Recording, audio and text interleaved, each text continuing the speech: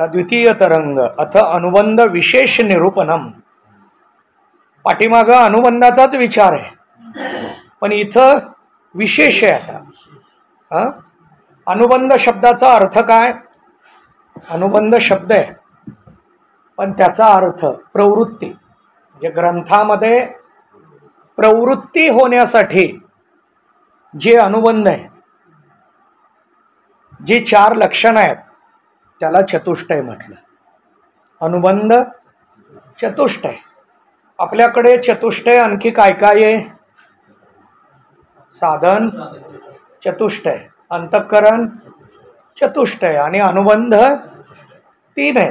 आता त्या तिन्हीचाही विस्तार करता येतो आणि कीर्तनात सुद्धा मांडता येतं. चतुष्टय शब्दाला धरून हा सगळा विस्तार मांडायचा, चतुष्टयात यायचं आणि चतुष्टयातल्या अधिकारावर बोलून कीर्तन संपवायचं. वक्त्याचं कौशल्य आहे, वक्त्याला त्या पद्धतीनं मांडता येणार आहे. म्हणजे वक्ता काय मांडायला लागलाय ते फक्त लक्षात ठेवून त्यानं त्याचा विस्तार करून तो विषय प्रगट करणं हा वक्तृत्वातला भाग आहे. आता इथं विशेष या शब्दाने आणखी तेच मांडायला लागले. विचार सागर ऐकणारा श्रोता सामान्य आहे का विशेष आहे? विचार सागर ऐकणारा विशेष आहे.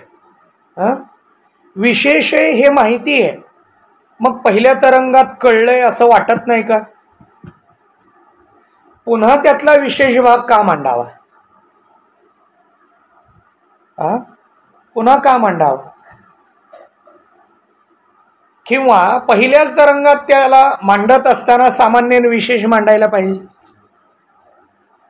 पण आता विशेष रूपानं मांडताना उजळणी पण होणार आहे. नाहीतर आम्ही काही पाठीमागचं कधी वाचन करतो, पाठीमागची टिप्पणी, पाठीमागचं लिहिलेलं, पाठीमागचा विषय आपण बघतो का? तर आपण कधीही बघत नाही पाठीमागचं. पाठीमागचा विषय आपला कुठला असतो? एखाद्याला आपण गॉगल दिला, एखाद्याला आपण पैसे दिले, एखाद्याला वस्तू दिली, पाठीमागचा आपण त्याचा विचार जास्त करतो. चला, अथ अनुबंध विशेष निरूपणम. यामध्ये 60 नंबर टिप्पणी आहे अनुबंधावर. जैसे काहू पुरुषने, एखाद्या पुरुषाने गृह के रचने का, घर तयार करावं, घर बांधावं, आरंभ किया. ताकू दुसरा प्रतिपक्षी पुरुष रोग देवे, त्यानं घर बांधायला प्रारंभ करत असताना दुसऱ्यानं त्याला थांबवलं. तब वह फिर्याद करी के, त्यानं फिर्याद करायला सुरुवात केली. निशंक होय के ग्रह को रचता है, त्यानं फिर्याद करून आपलं घर पुन्हा तयार करायला सुरुवात केली. तैसे ग्रंथकारने, ग्रंथकर्त्याने प्रथम तरंग विषय 4 अनुबंध का सामान्य से निरूपण किया. बघा, पाठीमागं सामान्य रूपानं काय केले? निरूपण केलंय. सो इस ग्रंथ रूप ग्रह के रचने का आरंभ किया. या ग्रंथाचं हे काय आहे? घर तयार करायला आरंभ केला. ताकू, त्यालाच द्वितीय तरंग के पूर्वार्ध से, पूर्व पक्षीने रोग दिया. तुम्ही पहिल्या तरंगात जे अनुबंध चतुष्टय मांडलंय त्याला इथं शंका घेतलेत. शेजाऱ्यानं थांबवलं, तुमची जागा मोजून घ्या मग बांधायला सुरुवात करा, तुमचे खड्डे अलीकडं आले, पहिल्यांदा जागा मोजा. आपल्याकडं अर्धा इंच सुद्धा इकडं होऊ देत नाहीत. जागा जाऊ द्यायची नाही, इतकी मानसिकता आहे आपली.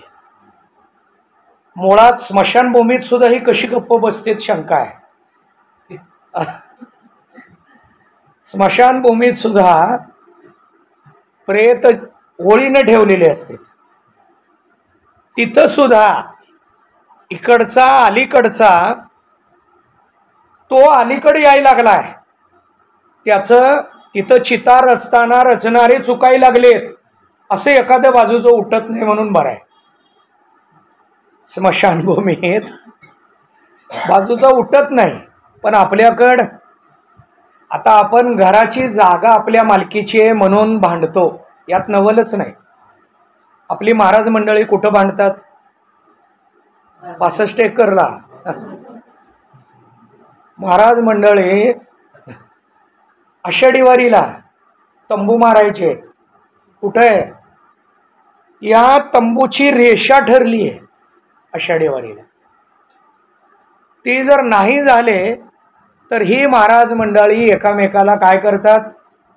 प्रेमानं गळाभेट घेतात, एकमेकाच्या तोंडात साखर घालतात आणि मग त्याला सांगतात तुझा तंबू बाबा बाजूला घे. असं नाही. म्हणजे आम्ही जगाला उपदेश करतो, परंतु आमचे 65 एकर मधले मंडप थोडे सुद्धा इकडं होऊन चालत नाही. आता मंडप चालत नाही तसा आवाज चालतो का? 65 एकर मध्ये सगळीकडं काय आहे? आवाजाचं अतिक्रमण आहे. त्यांचा आवाज त्या मंडपात आणि त्यांचा आवाज या मंडपात. सगळ्या मंडपातल्या प्रमुखांची तक्रार आहे संघटनेकडं, काय आवाज कमी करा. कुणी? आपल्यापासून सुरुवात करावं असं कुणालाच वाटेना. जे गायक वादक आहेत ती पहिल्यांदा सुधारली पाहिजे, मग मंडपातले आवाज कमी होणार आहेत. कारण गायक वादकांना स्पीकर खूप मोठा लागतो आणि म्हणून चालू सिस्टीमनुसार वाळवंटातले आवाज आपल्या समोर यायला लागले आणि ते वाळवंटात समोर यायला लागल्यामुळं आपल्याला तिथं त्या पद्धतीनं कर्कशपणा हा समोर यायला लागला आणि कुणाचाच कार्यक्रम कुणाला कळेना, या पद्धतीचा विचार आपल्याला पाहायला मिळू लागला. चला, द्वितीय तरंग के पूर्वार्ध से पूर्व पक्षीने रोक दिया, त्याला थांबवलं. तब सिद्धांती जो ग्रंथकार तिसने श्रुति रूप राजा के अनुसारी, श्रुति रूप राजा, श्रुती म्हणजे शास्त्र, या राजाच्या अनुसार म्हणजे प्रमाणाने, श्रुतीचं काय आहे? प्रमाण आहे. युक्तिरूप मंत्री के पास, श्रुतीचं प्रमाण घेऊन युक्तिरूपी मंत्र्यांच्या माध्यमातून फिर्याद करी के. आता ही फिर्याद केली. फिर्याद कुठं? राजाकडं. राजाकडं करताना मंत्र्यांच्या माध्यमातून केली. कोर्टामध्ये वकिलाच्या माध्यमातून न्यायाधीशासमोर विषय मांडला. डायरेक्ट न्यायाधीशासमोर विषय मांडायला अधिकार आहे का आपल्याला? का? सगळीकडे सांगतात लोकशाही आहे. काय आहे मग लोकशाहीमध्ये? स्वतःचं मत मांडायला का अधिकार असू नये? पण स्वतःचं मत वकिलाच्या माध्यमातून मांडायचं आहे.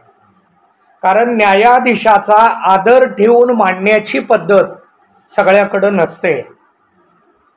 असते का? नसते. आणि म्हणून न्यायाधीशाचा अवमान होऊ नये आणि चौकटीत मांडलं जावं म्हणून वकिलाकडून मांडायचं आहे. तसं राजासमोर मांडताना मंत्रियोद्वारा, मंत्र्यांच्या माध्यमातून फिर्याद करिके ताके बल से, त्याच्या बलाने, फेर निशंक होय के चारी अनुबंध का निरूपण इस ग्रंथ के रचने का आरंभ किया है. इस रीति से या द्वितीय तरंग विषय चारी अनुबंध का विशेष करके निरूपण किया है. आता इथं सुद्धा आम्ही अनुबंध विशेष का मांडायलो? तर यात शंका घेतलीत. त्या शंका बाजूला काढून त्याचं निरसन करून त्या अनुबंधाला पुन्हा व्यवस्थित मांडायला लागलो, विशेष रूपानं मांडायला लागलो. म्हणून द्वितीय तरंगामध्ये सुद्धा अनुबंधच आलेला आहे आणि प्रथम तरंगामध्ये अनुबंधच आलेला आहे. प्रथम तरंगात आलेला अनुबंध हा द्वितीयच्या दृष्टीनं सामान्य आहे पण मुळात तो लक्षात आला तरच द्वितीय तरंगातल्या शंका आपल्या लक्षात येणार आहेत. आणि त्या दृष्टीनं खाली टीका, चारी साधनयुक्त अधिकारी कह्या. चार साधन मांडत असताना अधिकारी मांडला. तीन चारी साधन में मुमुक्षुता गिनी है. मुमुक्षुता सांगितली चार साधनांमध्ये. आता ही चार साधनं कोणती आहेत? विवेक, वैराग्य, समाधी, षडसंपत्ती आणि मुमुक्षुता. यामध्ये मुमुक्षुता गिनी है. मुमुक्षुता सुद्धा ग्राह्य धरलेली आहे. यांचं अधिकारी दृष्टीनं वर्णन आहे. आता यातला बारकावा. या चारी साधनामध्ये विवेकाचा अधिकारी, वैराग्याचा अधिकारी, समाधी षडसंपत्तीचा अधिकारी आणि मुमुक्षुता याचा अधिकारी कोण? मुमुक्षु. हा कोण आहे? मुमुक्षु. विवेक, विवेकाचा अधिकारी कोण? याला चंद्रोदयातली टिप्पणी बघावी लागते. चार कृपा ज्याच्यावर आहेत तो विवेकाचा अधिकारी. ईश कृपा, शास्त्रकृपा, गुरुकृपा आणि अंतःकरण किंवा त्याला आत्मकृपा असं म्हणतात. चार कृपा ज्याच्यावर आहेत त्याला विचार, विवेक निर्माण होतो. हा विवेकाचा अधिकारी आहे. आणि पुढच्या सगळ्याला विवेक महत्वाचा आहे.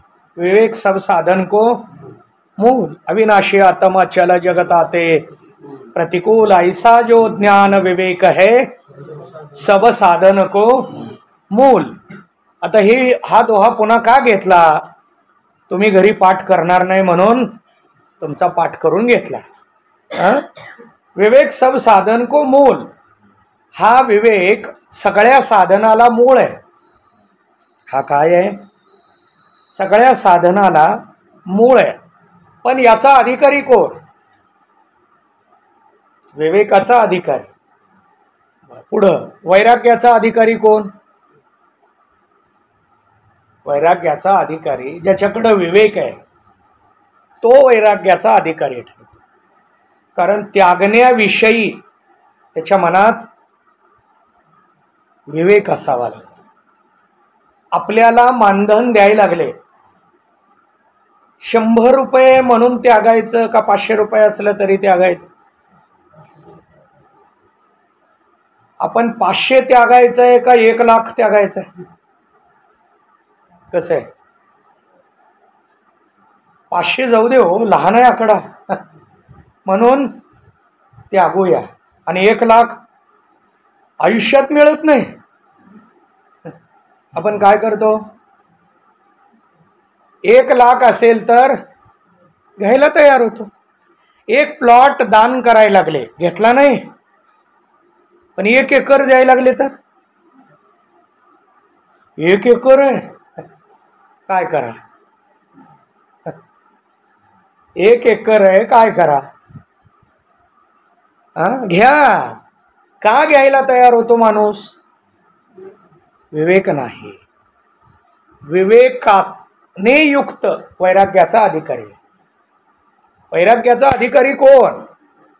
विवेकाने युक्त असेल तर त्याचं वैराग्य हे टिकतं. नाहीतर काय होतं? आकडे बघून काय होतं आपलं? जाऊ दे हो, घ्या, मंडळाला होईल. तुम्हाला घ्यायचं नसलं तर मंडळाला होईल. मंडळाला कशासाठी? टाळ आहे, पखवाज आहे, विणा आहे, पेटी आहे, दुरुस्ती आहे. हे सगळं दुरुस्ती करण्यासाठी काय करावं लागतं? पैसा लागतो. त्या पैशासाठी तरी घ्या. त्यामुळं भजनाला गेल्यानंतर काय करावं? मानधन ठरवून भजन करावं. पण मुक्ताई मंडळावर बापूंची कृपा आहे आणि म्हणून बापूंनी ही सवय लावली नाही. बाहेर आपल्याला 99% भजन करणारी मंडळे या पॉकेटशिवाय, मानधनाशिवाय काही पाऊल टाकत नाहीत असं चित्र दिसतं आपल्याला. अलीकडं आपल्याकडं फक्त वाहनाच्या व्यवस्थेचा विचार चालू झाला, नाहीतर पूर्वी तो सुद्धा नव्हता, चालत सगळीकडे भजनाला. मुक्ताई मंडळात खूप मोठी कृपा आहे. ती कृपा सुद्धा आपल्या लक्षात यावी लागते, कारण ती एक वैचारिक बैठक आहे आणि त्या बैठकीतून मंडळ सुरू आहे. म्हणून मंडळाच्या बाबतीतले पारमार्थिक बैठक भजनाची आणि वैचारिक खूप चांगली आहे. म्हणजेच आपण काय चिंतन करायला लागलो? वैराग्याचा अधिकारी. वैराग्याचा अधिकारी कोण? ज्याच्याकडं विवेक आहे. मला चांगलं आठवतं, इथं मुक्ताई मंडळ असताना इथं दक्षिणापेटी होती. ती दक्षिणापेटी फक्त माघवारीच्या गाड्यामध्ये ठेवली जायची. पालखीला गाडा असायचा, ढकलगाडा. रथ नव्हता सुरुवातीला. ढकलगाडा आणि त्याच्यासमोर पेटी ठेवायची. ती आल्यानंतर काय करायची तर ती देवाऱ्यासमोर ठेवायची आणि भजनाला दिलेले नारळ 5 रुपयाला एक नारळ विकायचा किंवा दुकानदाराला द्यायचे आणि ते आलेले पैसे दक्षिणापेठेत किंवा ज्यानं नारळ नेईल त्याला सांगायचं नारळ घेऊन दक्षिणापेठेत पैसे टाक. दक्षिणापेटी काढून काय करायचं? पकवाजाचा वगैरे रिपेरीचा खर्च केला जायचा. विवेकाचं वैराग्य. उदाहरण सांगितलं, मला काही यातून समोर आला विषय आणि म्हणून आपल्याकडं अजून सुद्धा दक्षिणापेटी सगळ्यामध्ये एक म्हणजे तानाई दादा असेल, किशोर नाना असेल, बापू असतील, ही सगळी मंडळी बसल्याशिवाय दक्षिणापेटी काढली जात नाही. अजून सुद्धा त्या पद्धतीनंच आपल्या दक्षिणापेटीचा विचार आहे. आता विवेकाचं वैराग्य, याच्या पुढं क्षमाधिषड संपत्तीचा अधिकारी कोण? विवेकन वैराग्यवान हा क्षमाधिषड संपत्तीचा अधिकारी आहे. मुमुक्षुताचा अधिकारी कोण? विवेक, वैराग्य, क्षमाधिषड संपत्ती ज्याच्याकडे तोच मुमुक्षु होऊ शकतो. आणि अशा पद्धतीनं मोक्ष की इच्छा का नाम मुमुक्षुता है. कारण सहित जगत की निवृत्ती. कारणासहित जगत रूपी कार्याची निवृत्ती और ब्रह्म की प्राप्ती मोक्ष कहिए है. याला मोक्ष म्हणा. ताके विषय कारण सहित जगत की निवृत्ती रूप मोक्ष का अंश ताको कोई चाहे नहीं. त्याला कुणीच इच्छा त्याची करत नाही. आता तुम्ही मोक्ष कशाला म्हणताय? कार्यासहित कारणाची निवृत्ती. असं कुणालाच वाटत नाही. अशी शंका आहे. हे काय आहे? शंका आहे. आणि त्या शंकेचा जर विचार केला तर पूर्वपक्षी प्रतिपादन करे है. पूर्वपक्षी काय करायला लागला? प्रतिपादन. आता इथं पूर्वपक्ष असा शब्द आहे. पूर्वपक्ष म्हणजे काय? जो विषय मांडायचा आहे त्या बाबतीत निर्माण केलेली जी शंका आहे त्याला पूर्वपक्ष म्हटलं जातं. या शंकेला पूर्वपक्ष म्हटलं जातं की आपण त्याला शंका म्हणतो. काही ठिकाणी त्याला प्रश्न म्हणतात, काही ठिकाणी त्याला जिज्ञासा म्हणतात आणि काही ठिकाणी त्याला पूर्वपक्ष म्हणतात.